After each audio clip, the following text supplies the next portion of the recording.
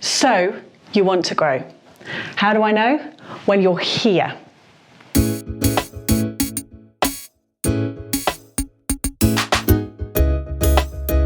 In this video, I am joined by my good friend Sam Griffiths, who is a health coach and the co-founder of the UK's first fully integrated wellbeing and co-working space. He has years of experience at working with busy professionals who don't have any time, but who want to increase their strength and become physically fit and healthy.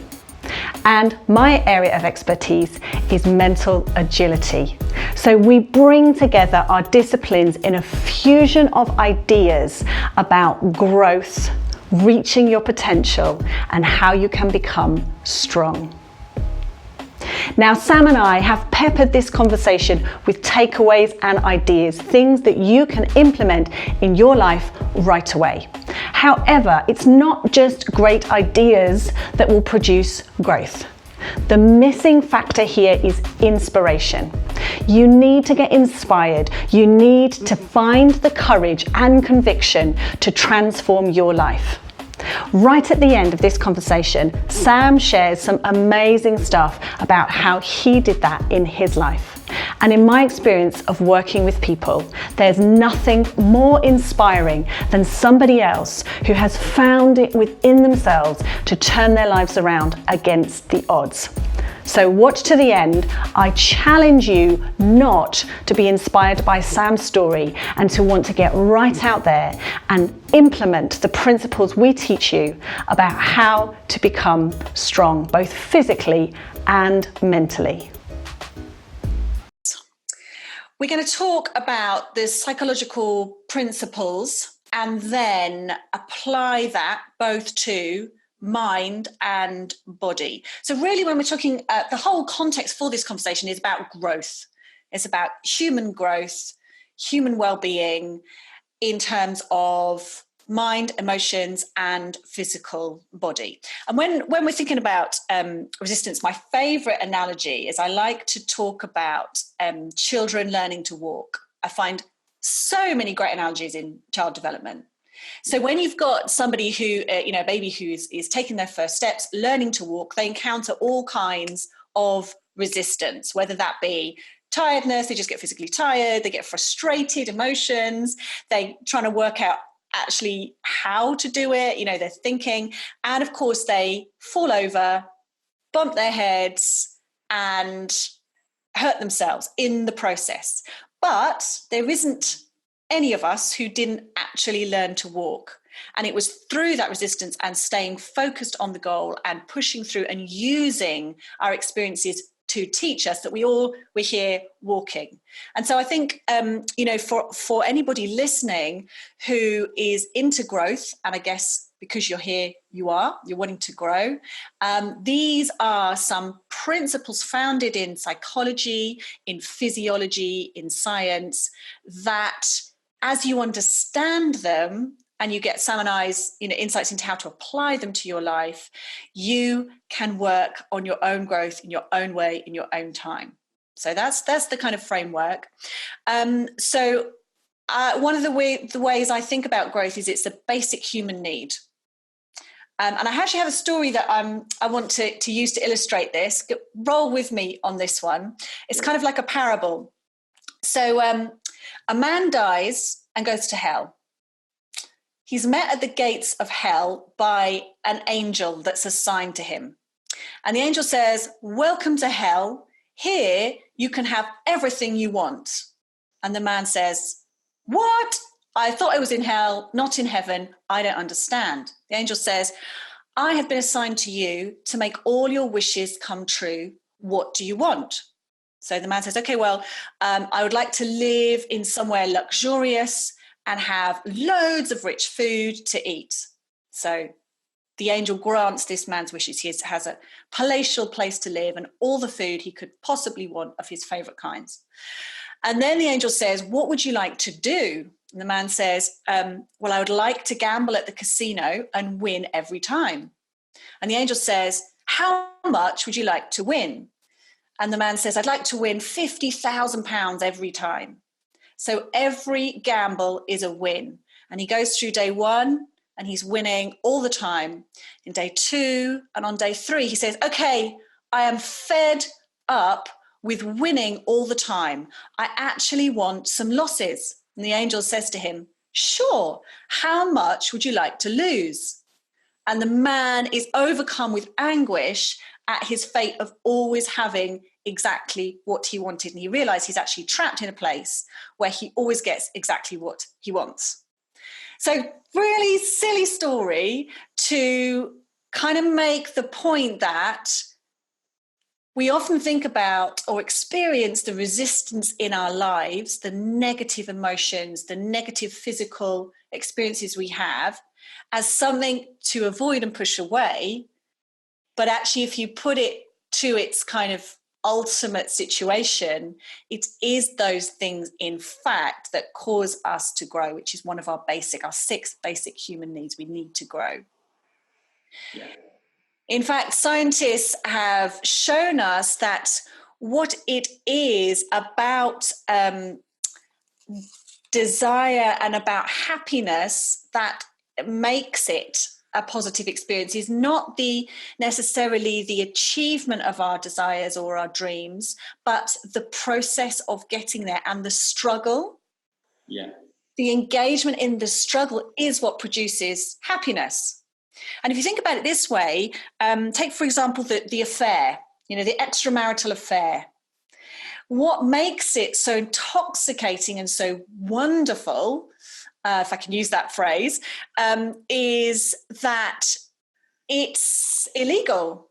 It's not meant to happen. So you have to keep it hidden, and people come up with extremely elaborate ways of getting time with their, desired one.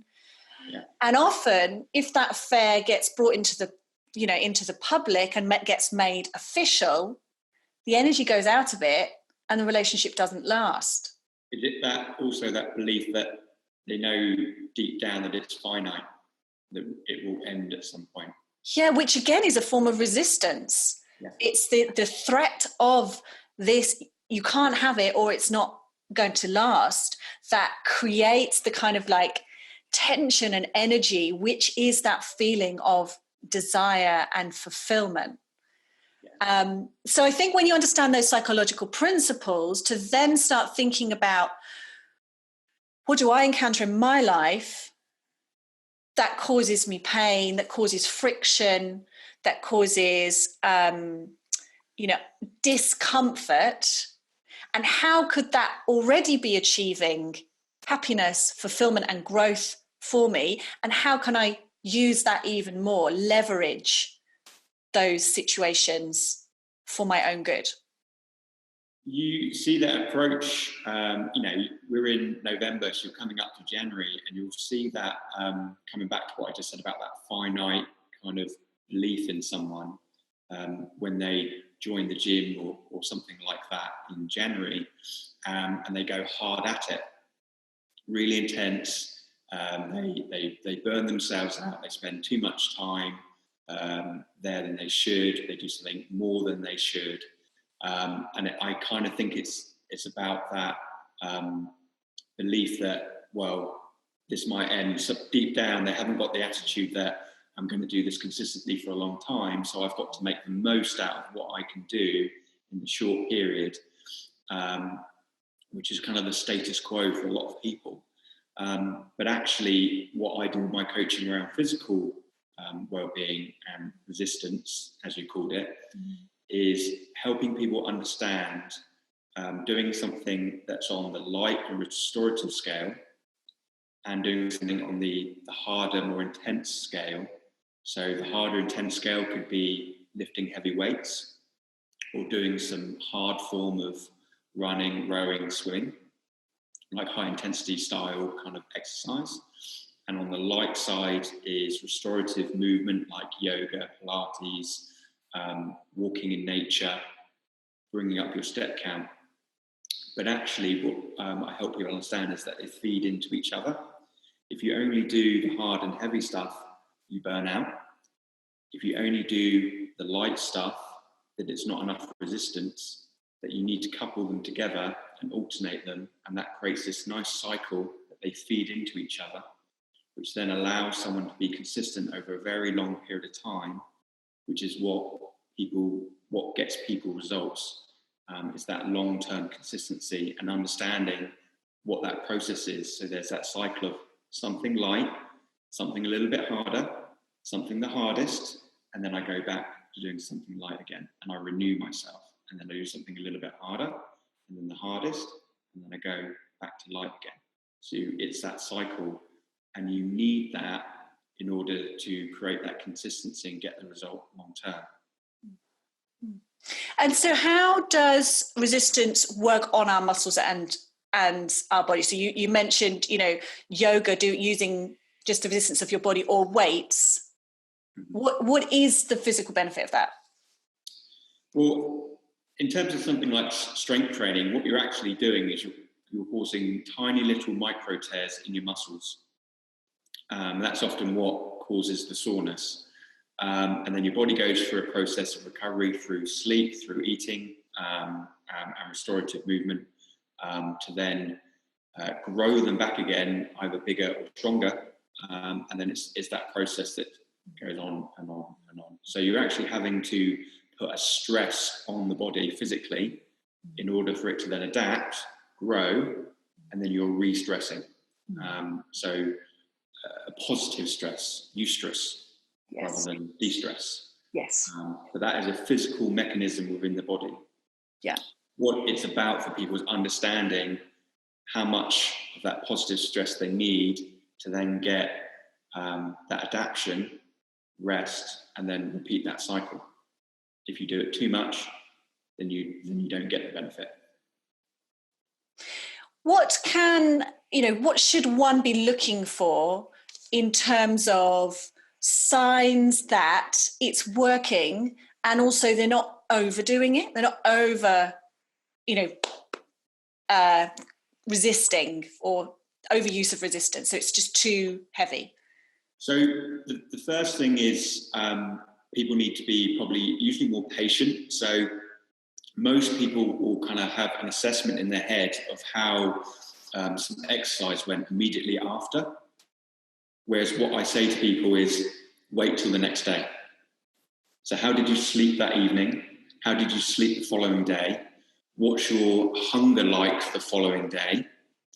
And how sore is your body? Because you only really know until, the 12 hours going into the next day where you've gone through that period of sleep. So are you feeling over lethargic in the morning? You're finding it hard to get out of bed when normally you wouldn't? It means you've probably done too much. Your hunger is much, much higher than it normally would be. Might mean too much. And then obviously the physical kind of soreness. And a lot of people, they gauge the quality of exercise or a workout by how sore they are. But actually soreness has no relevance at all to the gains, the physical benefits that you're trying to gain. And that's the kind of approach that I take with people. We practice a skill to get better. That doesn't mean that skill can't be hard, and it can't raise your heart rate, and it can't give you that feeling of you've worked out, but it's the mindset of practice, because you're trying to get better, you're trying to gain a benefit. If you're only doing it for soreness and for soreness' sake, that's not the marker. It's so interesting. Yeah, so interesting. So can you talk a little bit about what happens when we experience emotional resistance? So like I just don't want to go to the gym. I just don't want to eat well. I just don't want to do the things that I know are good for me. As a coach, how do you approach that? First, I ask people to make it easier, which a lot of people find difficult. My approach is all around sustainability and long-term benefit. So there's going to be this natural peak and valley of motivation. When you're at a peak and you're really motivated, well, you can conquer the world, and you'll do any workout, you'll approach your eating in the right way, etc. But when you go into that valley for whatever reason, most people, they want to fight against that. And actually what I say is don't fight against it. It's like a wave, and it will just do this over a day, a week, months. There's this natural kind of peaks and valleys. So if you can understand, am I in the peak or am I in the valley? And then change your expectation according to that place. So when someone's in that valley, make it easy. So if you had something in your program that's tomorrow, but you're feeling demotivated, how can you reduce that and make it easier so that you keep the consistency, you show up and you do the thing that you need to, but you don't not do it at all. Does that make sense? Yeah, that does. I love one of the things that I'm always impressed about with you is just the holistic approach you have, and the way that you naturally combine things like gentleness and kindness to yourself. Which usually is not the standard industry model. I'll give you a really good example of that. A practical example. Let's just say someone wants to do some form of running, okay? They could do a program that is a minute of jogging and a minute of walking. They could do that outside, or they can do it on a treadmill. Now, if I wanted to push myself, I can run fast in that active minute, and in the passive rest minute, I can walk, be totally recovered, because my motivation is high. But on another day, another week where I'm not feeling it, I can make that active minute really, really gentle and still use that walking minute. So the program in itself, it's 1 minute on, 1 minute off. It's exactly the same, side by side, but one can be intense and one can be light. And I will use that attitude for myself, and it's what I try and teach clients, is when you can apply that principle, what's your motivation like today or this week, and how can we actually proactively tweak what we're doing to keep you consistent. So you have to understand that there is resistance at this particular time, and it's too high. Therefore, we have to make it easy for today or this week or this month. And in there, I think that the word you used, attitude, really sums up all of what we're talking about. And noticing your attitude, paying attention to it. Am I up for stretch? Am I up to go hard for the next minute? Or actually, am I going off the boil and I'm starting to think, oh, this is really annoying? And the same is true for when we encounter resistance in life, be that environmentally. I've got some stories of clients who experienced various environmental in their world. There was negative experiences, there was resistance, or be that internally, the resistance of my own, stress or hopelessness or reaction, and cultivating the right attitude is, I guess, critical for all of that. And I don't know what you think about this, but I often talk with my clients about the difference between a reaction and a response. Yes. So a reaction is fine. It's great. It's just, often it's biologically driven, be that just exhaustion, or be that your stress response because your amygdala has switched on and you're, running away. That's what happens first, the reaction. And the response is the considered bit, when you've had a chance to engage that neocortex, the processing, conscious decision-making part of your brain, and you decide what to do. And for me, the speed at which people can access their considered response is a sign of maturity. It's not always having the same response, always pushing harder or always backing off. It's how fast they can get to a place where they've considered, knowing themselves, knowing the environment, what am I going to do? That's absolutely, I agree with that actually. And it happens I see it in clients when I've been working with them for quite a long period of time. And the model that I work, where I might get down to just seeing someone once a month, and they're following program content that's been directed by me throughout the rest of that month. And once I've worked with people for a period of time, I'll set things in place in terms of exercise and habits and other things. But then what I'll start to see them do is write back to me and say, you had this set for today, but because I'm feeling like this, I've just tweaked it, just so you know, Sam. And my response is, great, because they've done what I would have said, but they've taken on that for themselves. They've taken that responsibility on for themselves. Yeah. So the reaction response part, for me, the response is the change in the program or the change in the difficulty of the habit that they're working on, and they're tweaking it. That's what the response part is. And it's great when I see that in clients that they start to do it off their own back and they're just letting me know. Yeah. And as I see it, what is key with all of this is self-awareness, is body awareness. It's awareness of your feelings and your thoughts, because if you don't know what is going on inside, how can you have a considered response that makes best use of your physical energy, your emotional intelligence, your time resources,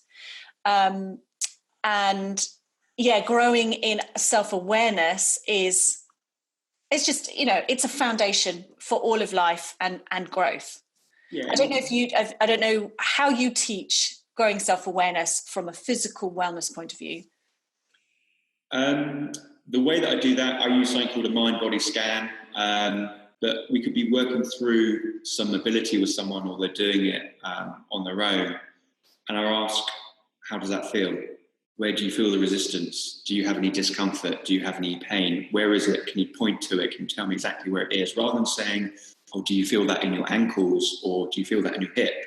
It's actually letting them say, no, I feel it here. Now, they might know what that muscle is called, but they know where the area of their body is, and they can point to it and say, yeah, this is where I feel it.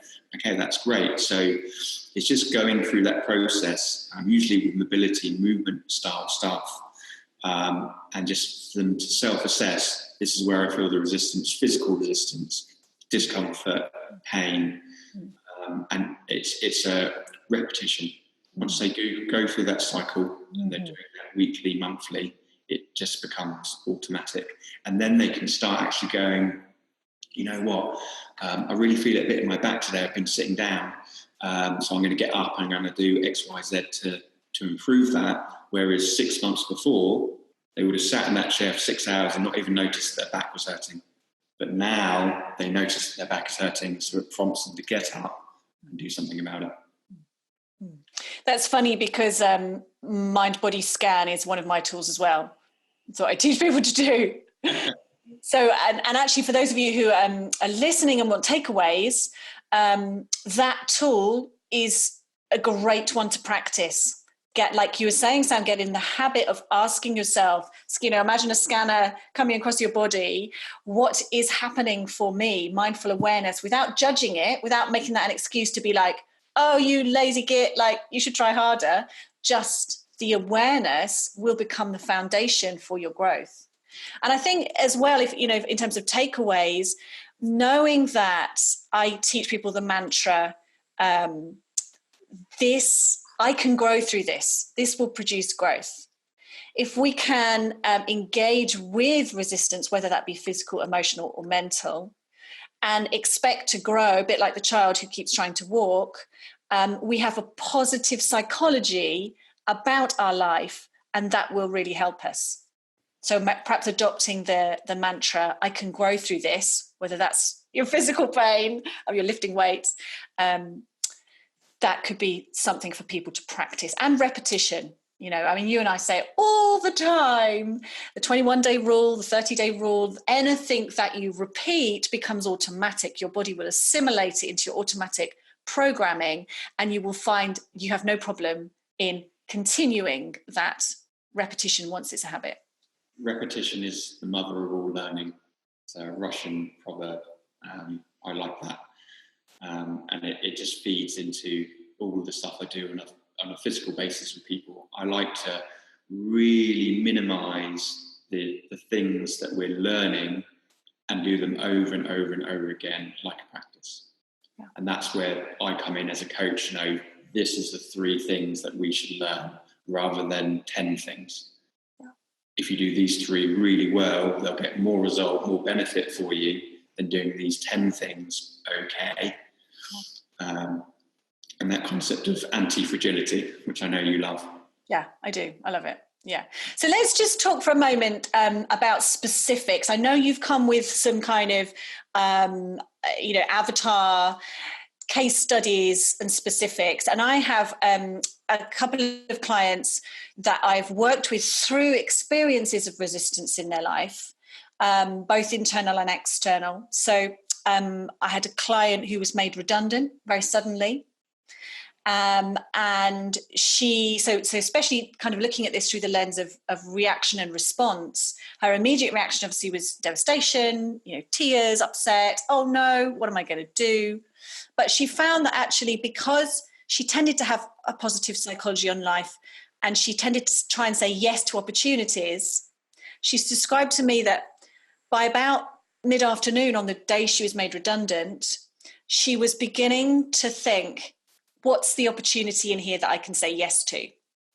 And the next day she came back into work and said to her boss, well, okay, if you're making me redundant, I want a coaching package as part of my redundancy that will set me up for starting a new business. And she, at the time that she became my client, she was 4 years in to running this business and looked back on that resistance in terms of the redundancy that she experienced as an amazing opportunity to change my lifestyle and all the benefits.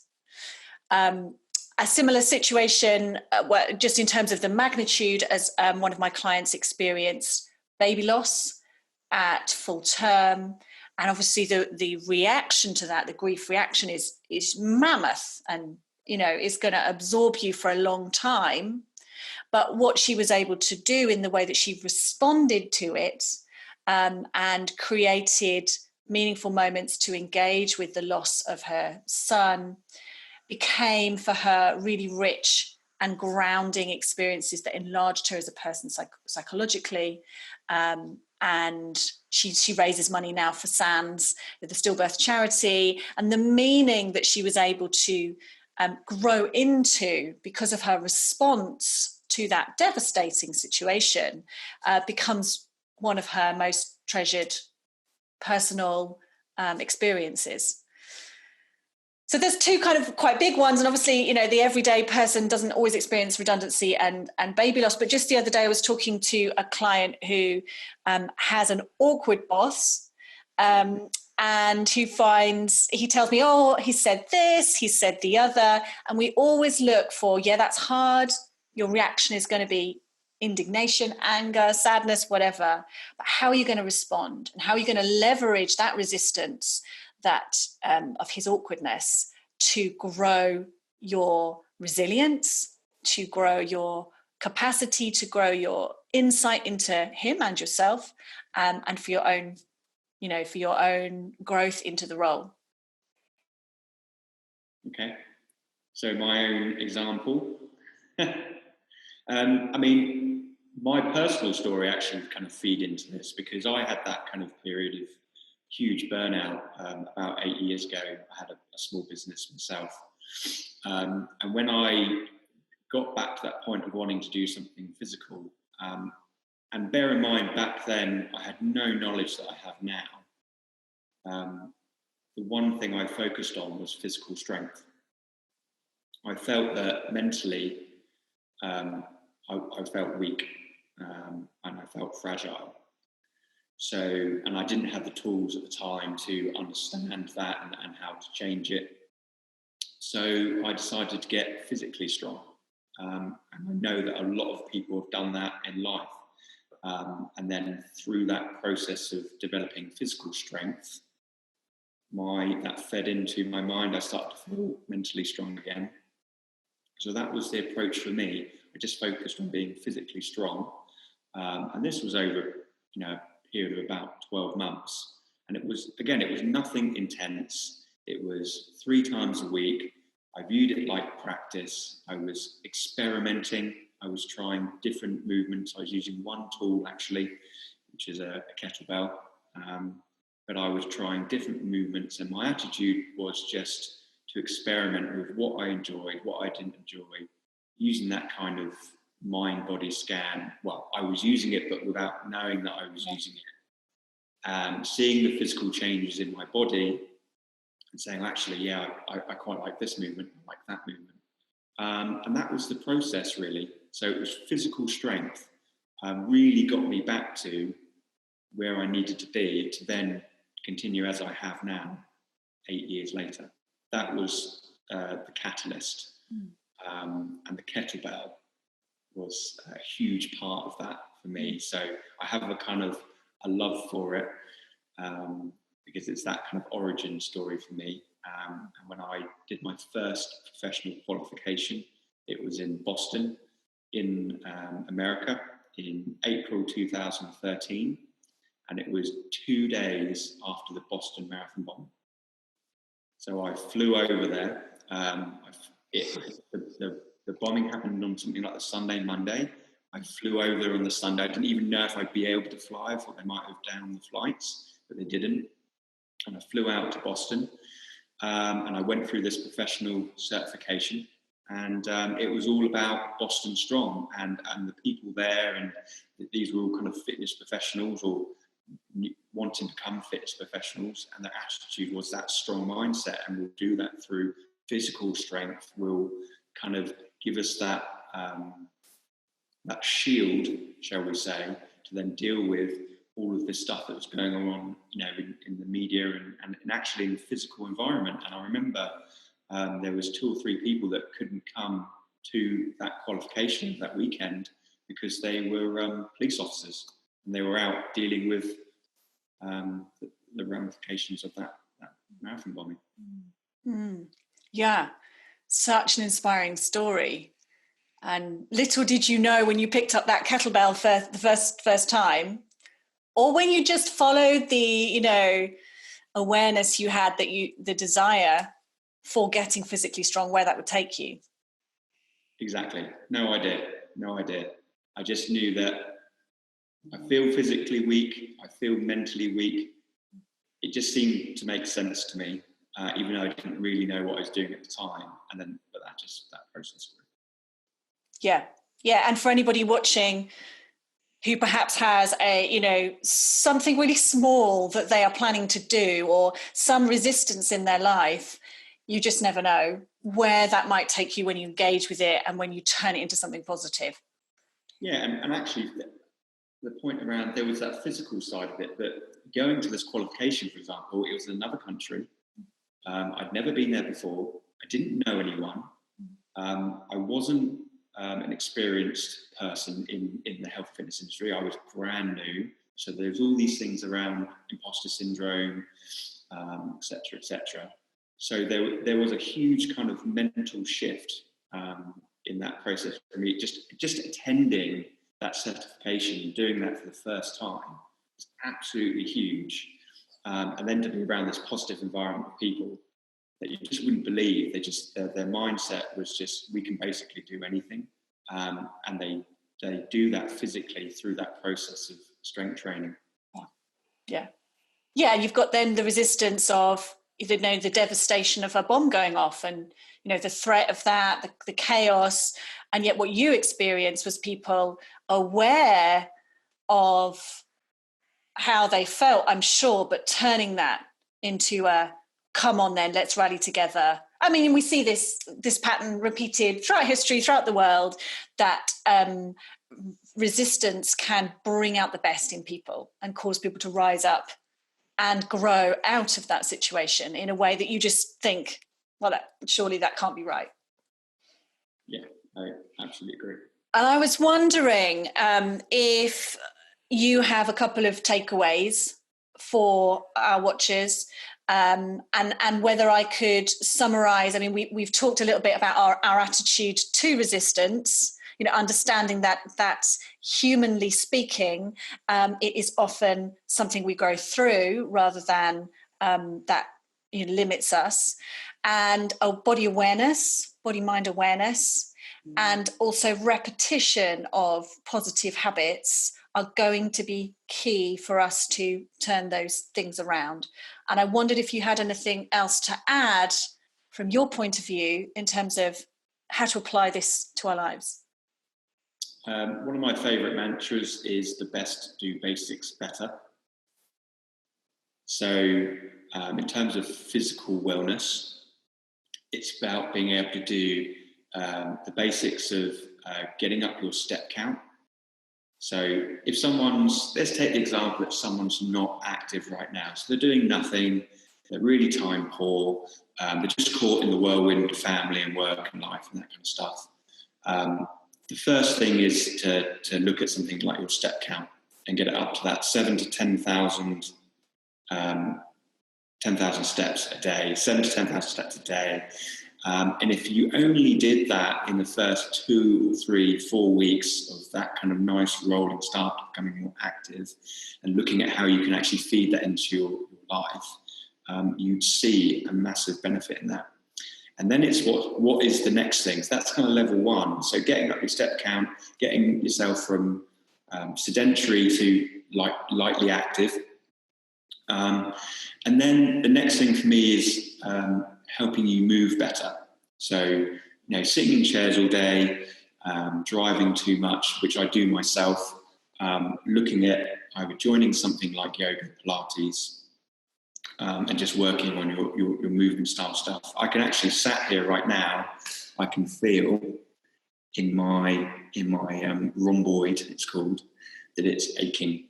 And that's the kind of stuff that, once you go through that process of movement and feeling that stuff over time, I'm sat here talking to you, and I now know that when we get off this call, I'm going to go away and do something to make that feel a bit better. And then that's kind of level 2.